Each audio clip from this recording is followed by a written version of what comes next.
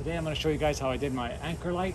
I basically used an old stern light section here I had. This is a piece of PVC tubing, and as far as the cable is concerned, I used again some old transducer cables I had.